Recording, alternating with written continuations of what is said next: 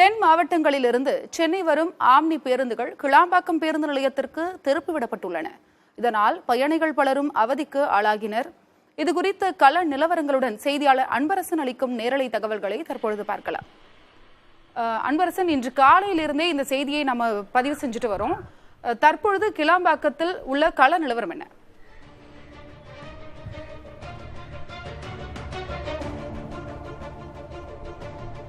தென் மாவட்டங்களுக்கு செல்லக்கூடிய ஆம்னி பேருந்து இனி கோயம்பேடு பேருந்து நிலையத்திலிருந்து இயக்கப்படக்கூடாது என தமிழக அரசு நேற்று அறிவித்திருந்தது. இந்த நிலையில்தான் ஆம்னி பேருந்து உரிமையாளர்கள் கோயம்பேடு ஆம்னி பேருந்து நிலையத்தில் நேற்று மாலை முதலே ஆர்ப்பாட்டத்தில் ஈடுபட்டார்கள். இதனையொட்டி அங்கு ஒரு மிகப்பெரிய ஒரு பரபரப்பு சூழ்நிலை ஏற்பட்டதால் அங்கு 500க்கும் மேற்பட்ட போலீசார் குவிக்கப்பட்டு அரசு தரப்பு அதிகாரிகள் மற்றும் ஆம்னி பேருந்து உரிமையாளர்கள் இருவருக்கும் இடையே பேச்சுவார்த்தை நடந்தது.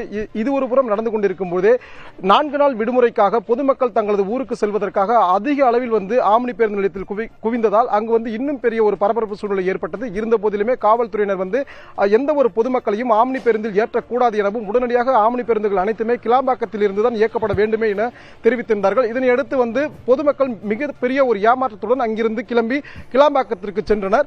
இந்த நிலையில்தான் இன்று காலை முதலே தென் மாவட்டங்களிலிருந்து சென்னைக்கு வரக்கூடிய அனைத்து ஆம்னி பேருந்துகளும் கிளாம்பாக்கத்திலேயே போக்குவரத்து காவலர்களால் தடுத்து நிறுத்தப்பட்டு அவை புதிய பேருந்து நிலையத்திற்கு திருப்பிவிடப்பட்டன. அது மட்டுமல்லாமல் இந்த ஆம்னி பேருந்துகள் அங்கு புதிய பேருந்து நிலையத்திற்குள் சென்றதும் அங்கு பயணம் செய்த அந்த பொதுமக்களை புதிய பேருந்து நிலையத்தில் இறக்கிவிட்டனர். ஆனால் அவர்கள் வெளியில் வருவதற்கு வழி தெரியாமலும் அதே போன்று அவர்கள் சென்னைக்கு உள்ளே வருவதற்கு போதிய வசதிகள் ஏற்படுத்தி தராமல் இருந்ததாலும் அவர்கள் ஒரு மிகப்பெரிய ஒரு சிரமத்திற்கு உள்ளாகினர். இந்த நிலையில் தான் நம்மிடம் பலர் பேசும்போது புதிதாக திறக்கப்பட்ட இந்த ஆம்னி பேருந்து நிலையத்தில் தற்போது இறங்கியிருப்பதால் இங்கிருந்து எப்படி வெளியே செல்வது, மேலும் கோயம்பேடுக்கு அடிக்கடி பேருந்து வசதி இல்லாததால் எங்களால் செல்ல முடியாத ஒரு சூழ்நிலை ஏற்பட்டு வருவதாகவும் அதே போன்று லக்கேஜ்களை எடுத்துக்கொண்டு செல்வதற்கு மிகப்பெரிய ஒரு சிரமம் ஏற்படுவதாகவும் இவை அனைத்துமே உடனடியாக அரசாங்கம் முன்வந்து தீர்த்து வைக்கப்பட வேண்டும் எனவும் கோரிக்கை வைத்தனர்.